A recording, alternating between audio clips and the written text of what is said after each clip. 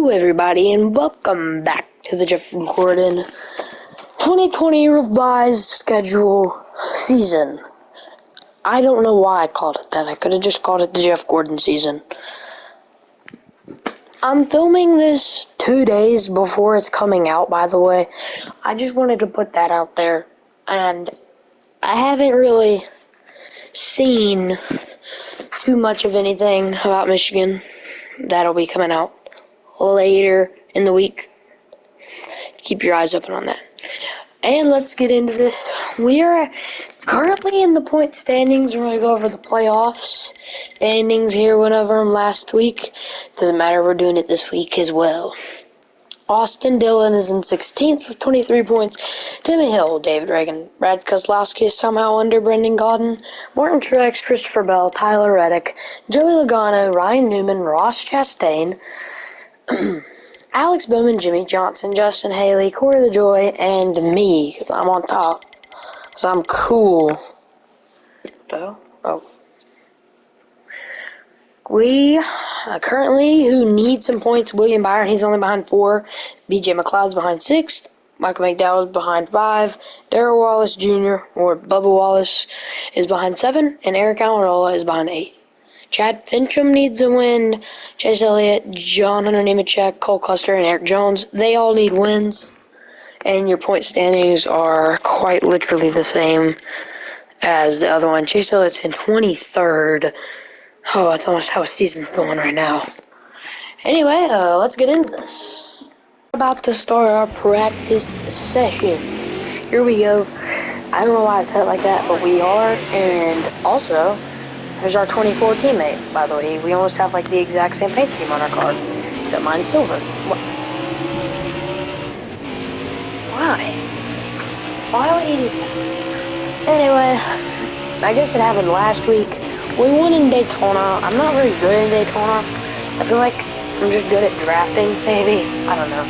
But it's a great American race, you know. Also, stay tuned. We may or may not have another season coming out sooner than later for NASCAR 21 Ignition. I don't know though. So here we go, starting our first and only lap of practice because I'm lazy and I just don't really care. Also, I'm going to be doing the race from a different camera angle. It's going to be in the replay mode for it. So yeah. You won't be able to see the actual race content. Except the burnout. If I win, I'll just show you the burnout. Alright, well, there's practice. I didn't mean to hit that button. That was our practice. A god-awful lap, like we did in Daytona, though, so let's go to qualifying. Why are there storm clouds above us? Is it about to rain? Are we gonna have to go on rain delay? I don't know. These are some cool paint boards.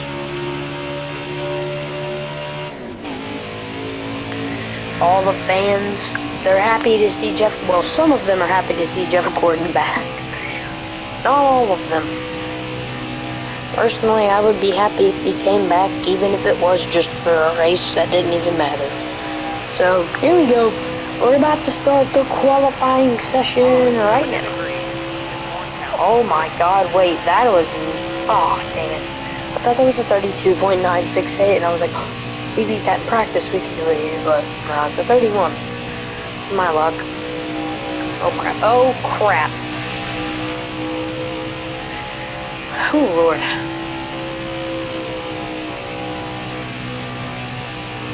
Qualifying's boring.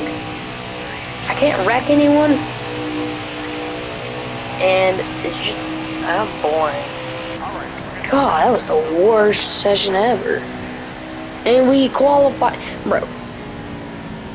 We qualified 40th in Daytona. And there it is. There's your in the playoff standings, by the way, you got Corey LaJoy, the Ross, and Justin Haley, all in top 16 for the playoffs, and they're all in the back. And why is Chase Elliott 20th? And, of course, Kevin Harvick and William Byron on the front row. Really should have picked the other 24 car. Well, I'll see you when the race replay is available. Here we are, about to make the start for the second race of the season. Green flag is out. What are the overlays? There they are. And it's just a fun race from here on out. How do you get it to the race cam? I guess we don't. There it is.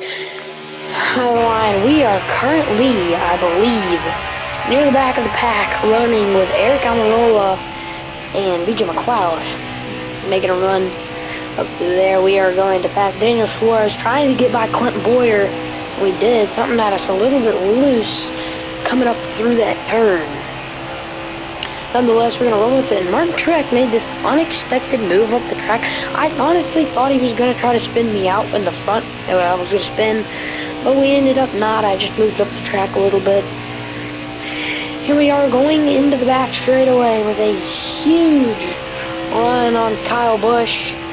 And made contact with Alex Bowman. Got a little bit loose, but nonetheless sent him way further up in the positions than me.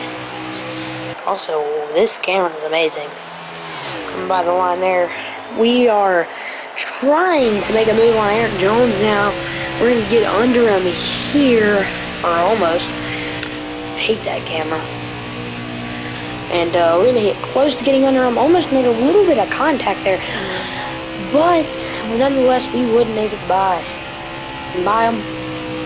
And we did make it past Eric Almirola. I think Alex Bowman kind of hit the brake check in front of him. Don't know what that was about. Maybe they had something in the Daytona 500. Have to go look back on that, but I don't think they even were close to each other. Anyway, we're gonna have another huge run on Alex Bowman here, and he actually got a little bit more loose there. Don't know why, but then then his unluckiness kicked in and fell all the way to the back practically there with that hole. And we'll get under Cole Custer here, trying to make a move on Joey Logano. And there he was, right there. And then Christopher Bell trying to make a move up on him. And we were just nowhere close coming down into turn one. We got him very loose, way up the track. Here, trying to make a move on him to get to our teammate of Jimmy Johnson up there. And yeah, he made that bad move going to the bottom lane. But then it was a good one because he had a huge run on Jimmy. We gave him the run, but we also got very loose coming off of that part where the tire is. I don't know what it's called, but then we ran slam into the back of him for no reason. And paused the caution. Cole Custer got in front of us here, and he also got very loose coming out of there also because of me. But that would bring out the caution for that race. And here we are restarting in, I believe that is 8th place. About to go green. Here's our front car cam. Such a good cam, I love it. And we're going green right now. As you can see, we are right behind Jimmy Johnson, and we're going to try to work with him here going up into turns 1 and 2. I was debating on just completely totaling Denny Hamlin because he was you know, the Kyle Larson situation. But I didn't. I also didn't want to ruin my race. And here we actually kind of hooked up with Jimmy Johnson. Getting past Denny Hamlin. There is Denny. Way up there. Oh, we did tap him, I guess. I guess we stood up for Larson a little bit. Oh. I didn't mean to do that. Make it play. I didn't mean to do that. And here we are working with Jimmy Johnson coming through here, and we ended up getting by him here. I didn't mean to, but we did. And this cam is god-awful. Anyway. And we believe Kyle Busch would be coming up beside us pretty soon as we made a run through turns 3 and 4. We would make contact with him, getting a little bit loose way up the racetrack, and I would retaliate and run into his tire. Not much of a retaliation, because it put me behind him, but there we are. There's our in-car cam. We had 69 fuel, which is kind of ironic. And we just made Kyle Busch get way loose coming off that turn there, like he did to us. And Kevin Harvick would be in the lead right now, as he would have a pretty good lead over Kurt Busch there. Man, he is not really good today. And there's Jeff Gordon. He would try to make that. Not Jeff Gordon. That's me. And we'd try to make a run on the inside of Busch. It wouldn't work. And we'd make a run on the outside. Also wouldn't work. And he kind of tapped us up the track a little bit. And didn't really know what to do there. Behind us is Joey Logano right now. He had a pretty good run going. Probably could have got past us if I just didn't bully. And yeah, that's the part where we got really, really loose. And Joey Logano tried to make that run on the inside. Kind of blocked him off. Why do we not have this camera able to drive in? Okay. And there it is, Kyle Busch. I think we ended up tapping him here, and it didn't really work. No. Also, guys, comment down below which paint scheme is better. The Jeff Gordon, like, Flames one, this one, but without the silver on it, or the Kyle Busch M&M's one. Personally, I think the M&M's paint scheme is more iconic, but I gotta go with the Flames because I just like blue and red together. Anyways, we would be trying to make a run on probably the second most iconic paint scheme of all time. Actually, I take that back. Don't really. We'll do that in another video. And we would just have Joey Logano would be putting the pressure on the back all day once we got up here to third and fourth. And there's where we got me really loose coming onto that line and trying to make a run on the inside of Kyle Busch. He would block us. He did a great job doing that. And we worked a good bit together, but here's what we got on the inside of him. You should see his car in a second. Maybe you won't. I guess you won't. And we didn't even get remotely close to him, and that's where we bumped him going into the turn. Down on the outside of him. It still did not work. Kyle, just move. We got a little bit loose again. Coming up out of turn 4. Entering the front stretch, and it was just a battle for third place right now. Kyle needed the point, but I wanted it. And we finally got around Kyle Busch off a block, and we had Kevin Harvick in our sights, and there's Kyle Busch. He is just he would fall behind us pretty fast, and we take an outside lane trying to get the draft off of Kevin Harvick. And now, again, I guess it wants to show us Kyle Busch for some reason the whole race. I guess he's just closest to us, but he was not even going to catch up to us at that point in time. And we rode really high on the outside wall. We made a little bit of contact coming in the turn. There it is, right there. We made contact with the wall coming out of turn 2. And slowed us down for quite a good bit. You might not be able to see it, but slowed down a little bit. And here it is. We are finally catching Kevin Harvick in that beautiful Busch Light car. So happy he's leaving. Not happy. I'm an idiot. I'm so sad that he's leaving next year. But hey, we'll get to see it on Ross's car, so I do not care.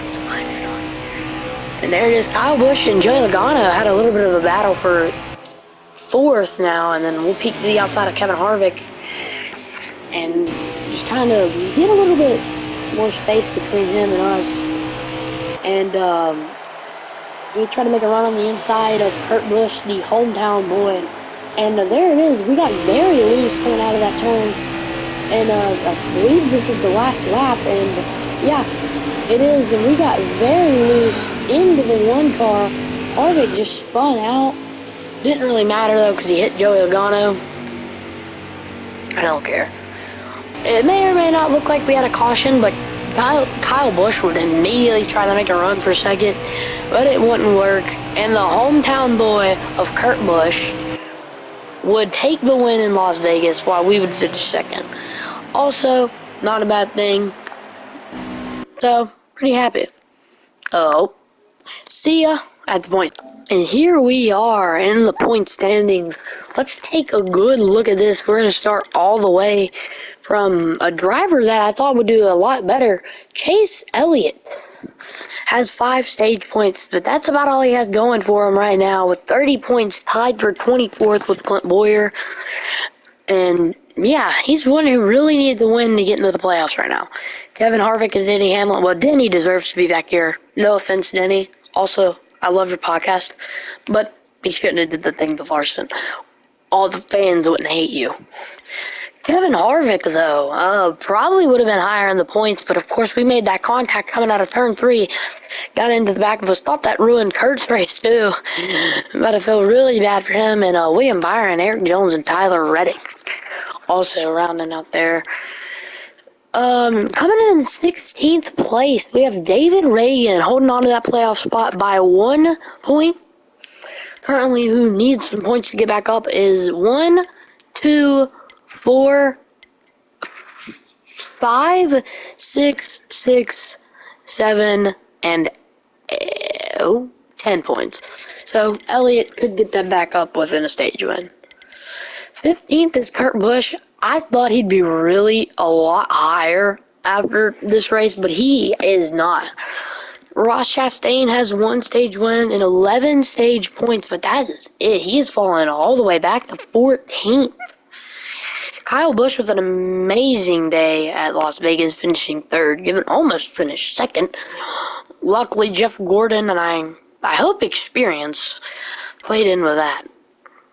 Eric Almirola, in the top 16 for points. He does not have a win yet, so he is not locked into the playoffs. But he is, right now, has a good 8-point cushion to the playoffs. Next, we have Christopher Bell in the 95. And all 4